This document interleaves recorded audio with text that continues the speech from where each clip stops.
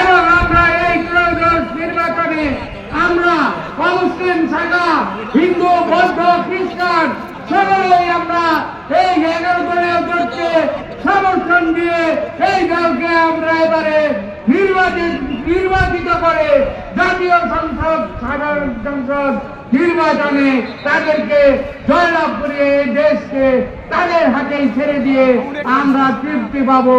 এর আগে আমরা তৃপ্তি পাবো না।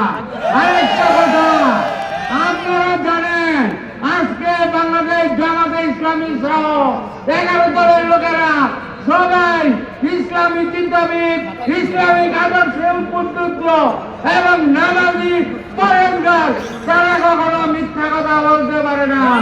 কিন্তু কুলাঙ্গার কিছু আছে যারা এই সমস্ত ওলামায়ে কেরামদের বিরুদ্ধে অপবাদ দিচ্ছে যে তারা মিথ্যা কথা বলে। পাগলে কি না বলে, ওরা পাগল হয়ে গেছে। ওদের কাছে এই যে